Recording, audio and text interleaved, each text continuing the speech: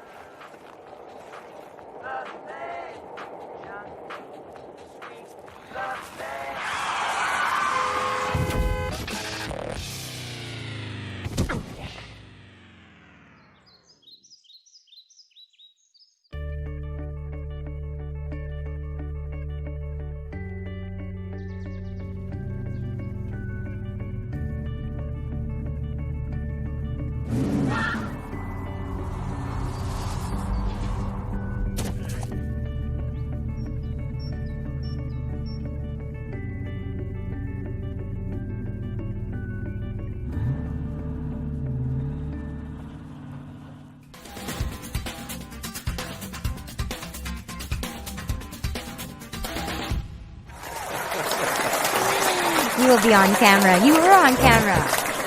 That whole video for 7 minutes and 35 seconds was, Billy Zabka. Billy Zabka's in the house. He was just on Psych USA's hot TV show playing this character that the picture of him was hilarious, Coach Derek Bagg. And he's described as an athlete turned coach for third graders. And you just look like you're a nightmare for those little third graders. Yeah, dodgeball coach. Oh, that's great. Yeah. I did that for reals in PE. I did PE class for Giannis in third grade. You did? Yeah, only 2 kids had to go to the nurse. Oh, well, that's the whole point, yeah. Yeah. I throw a ball at this kid's sack. And then he comes to the office. He's like, Coach, I think something's wrong with my testicles. I'm like, your sack's fine. Stop your whining, Badusky. Get out of my office. He's like this cute little 9-year-old boy, you know, like seriously the sweetest kid. I had to play this total Coach Derek Bagg. Did you get it? Yes. Yeah, D-Bag. D-Bag. Yeah. Yeah. So they called me in. Yeah, but you're the greatest bad guy. I mean, by the way, I interrupted that show. I didn't even see the ending of that show so I could get in the car and come to bed with you. Isn't that what the show's called? Sleeping with Terry. Oh, going to bed. Going to bed. But, yeah, so I was like, I had to leave. I'm like, I got to go to bed with Terry. I'm going to interrupt this broadcast. So I don't even know how you left the 9-year-old boy. Yeah, exactly. You're iconic for the bad guy roles. And in fact, when I first met you, I didn't get it at all because I just thought you were too cute and hot. Like, why are they always painting you as a bad guy? But really, even back then, you were always the funny I'm bad an actor. guy. Yeah. Like, you know. It's like doing a play. It's like if you did Shakespeare and you played, a villain. Right. Know? And that's, people are like, not that it was Shakespeare, but I'm saying. Right. You're an actor. You play a bad, like if you're on a soap, right? And you're a vixen. I can relate to that. And then that's, you know what I mean? It's like, oh God, you're an actor. You could do anything with the material. Right. So that's I true. always say I could have been easily Booger from, Revenge of the Nerds. Well, yeah, Had they gone that direction in my early career. Instead, it was like, yeah, I have a put picture the headband on the motorcycle. You have a picture of what? Of Booger. You, Booger, and from Kings of Nerds. Oh, you do? Yeah. Oh, yeah. You guys got to see it. Albert will find it and put it up as we talk because it's such a great photo. You guys look like you're trying to be so serious. Oh, that was a photo from a magazine cover. That's I forgot. awesome. It was like Icon magazine or something, and they brought all Taylor Negron, Curtis Icons, Armstrong. right? Yeah, you guys are 80s guys, funny and great. It was great, and they wanted to do it all in tuxedos with different colors, instead of it was like a mock of the Vanity Fair thing with everybody all in tuxedos. So they gave us frill pink and blue, and we're all posing. It's pretty funny. It is. Yeah, it was a cool. I loved it when I saw it.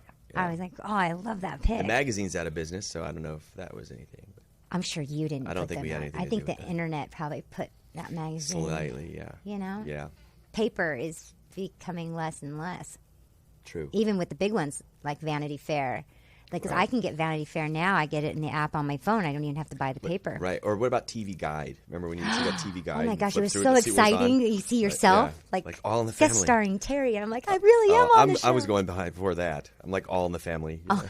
All in the family. Happy Days. I loved Happy Days. Me too. Tuesday night lineup. Yeah. Happy Days. Joni Laverne and loves Shirley. Joni loves Chachi. Yeah. Mork and Mindy. Mork Was and that the same? I don't know if that was, Nanu. yeah. Was that all Tuesday Wow, night? we are dating ourselves. That was Not all that we need to be. Gary Marshall, Yeah. who I ran into not very long ago at a Laker game. He looked awesome. Yeah. He was. You're still going to Laker games? Well, actually, I go to Clipper games, but I went to the Laker game 'Cause because didn't you the jump tickets ship? are really cheap now. Weren't you one of the didn't you jump ship? Because you were a big Laker fan. Yeah, but I jumped ship. Yeah. Did you jump before it was going down or like after it hit the bottom? Oh no, I God. jumped years ago. You did? Yeah. Oh. Mainly because my former husband had season tickets to the Lakers, so I didn't want to bump into him. So I'm a huge sports fan, as everyone knows. So Yeah. Clippers, and I could sit in relatively the same spot as the Lakers for a fraction of the cost. Right. Because anything that says Lakers on it is just quadrupled in price. It's ridiculous. Yeah. It's like to sit on the floor is close to $4,000 a ticket, a game. But you never paid for that. No, What are you talking about? I'm just saying. These poor guys that took you had to pay $4,000 for you and them. It was $8,000. These poor guys are spending $8,000 and a then you night want a on hot me. dog and a hot dog. Exactly. And they want a hot dog. And then they have to buy your alcohol. I mean, that was a big night for them to bring you like. Do you remember there was a time when you said you could categorize the guys in my life by the sound of their car horn? Yes. Like, right? And I'm like, car horn. I don't walk downstairs for my date if a guy honks the horn. You're like, oh, oops, my bad. You had a great. This is totally off of what I wanted to talk about, but you had a great book. I don't know if I'm supposed to. The Sportsman. Sport fishing. Oh my gosh. It's still existing. Is it? Yeah. Did you put it in print? Are you doing the ebook? No. I actually had a publisher that was really hot on it in New York. Uh-huh. And Tell the people what it's about. Hi, everybody. I can't really. It's not too much. It's just it's a date manual for emotionally crippled men. I can tell you that much. And it's called Sport Fishing. It was actually set up at Warner Independent when Warner Independent was a part of Warner Brothers as a film to be developed. I was developing the book into a movie. Yeah, that's great. And then Hitch came out and like it was very similar to that. Then Warner Independent kind of dissolved and our movie got shelved and everything. So I still want to do something with it. But it's really funny take on dating. And Can I wrote say it- the paper plate? The plate? Yeah, you can say whatever you want. Because that is stuck in my head all these years. I wrote it, but here's why I wrote it. Because I didn't write it as a book. Remember why I wrote it? Yeah. Because I had roommates. Well, one roommate, but I had a bunch of friends who were just constantly getting destroyed by girls. So I would go into my room at night and I'd write these chapters that were like little anecdotes, and I'd slide it under their door and they'd read it, and it just kind of the pages compiled into like 70, 100 pages, and it was hysterical because it was just kind of like, it was just like dialing in on the girls. It was right around the time too. What was that book that came out? Not Men Are From Venus, but it's another one that came out for girls. I don't know what it was, but my ex-girlfriend was reading it at the time, and that's another thing that kind of spurred on the idea of having a manual. Yeah, I was like, men. "You're reading a book. You're reading a. Oh, I think I even destroy the book in my book, but I can't remember the name of it. But yeah, she was talking about. She was reading this book, and it was all like the right, proper things to do to get the right guy, and what not to do. And I'm like, you're reading a book on love and romance, like Right, and because it's very strategic. Well, it was very calculated. It was Right. like, that's not how you do this. You don't have a book, So I wrote a book. Right? I'm You like, don't have a book. Damn, take that. Well, so Billy has. I remember some of these little anecdotes because you tried them out on me, right? Like, what are you? Are you a tiger? Are you a shark? Are you Right. Oh yeah. Right, remember that one? Yeah, you're all of them, by the way. You're like the rainbows. You're the rainbow of the ocean. You morph. And sometimes you turn into, you can't even see you're invisible. You're a jellyfish, you're a leviathan. Jellyfish are the most dangerous in the ocean. Yes. Well, not really. No, but I love the paper plates. Women are like paper plates. Oh, God, Or no, I never women, said that. No, women are like plates. Plate They're- spinning. No, oh, it was plate. Okay, maybe it was a different version. Yeah. I got the very early version where it was women are like plates. There are those that are like fine china. You want to set them up in a set them up on their pedestal and not really touch them. Then there's your paper plates. They're disposable. You use them once and you toss them. And then there's your everyday. They're hardy. They don't break. You can put them in the microwave. They're Right. dishwasher safe. Right. Okay, but hold on. The preface of the whole book, like before I come off as a misogynistic pig, as I'm going to bed with Terry, it's appropriate that we're talking about sport fishing. Right. Let me continue. This is the reason right here why that book needed to exist. Okay, I'm looking at her now.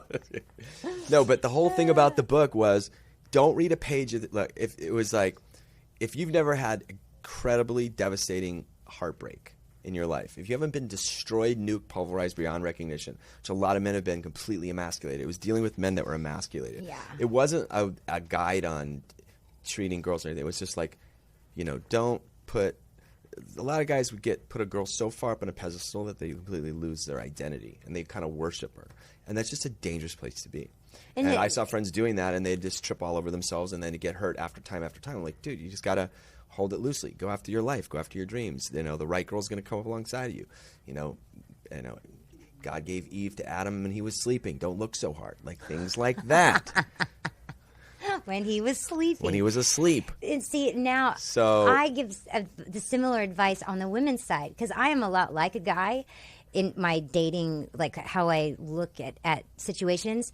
But for women, like my girlfriends that get their heart broken or, and they get the line, which I can't believe still exists, but I just got a girlfriend that said this to me. He said, it's not me. It's me. It's not you.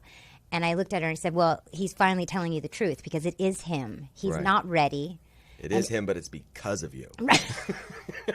If he were just different. If you were just a little better, but it is him. If you were different, Yeah. things would be different. Right. Right. He is at fault technically. That's so horrible. But no, I told her, get into your life. Do the things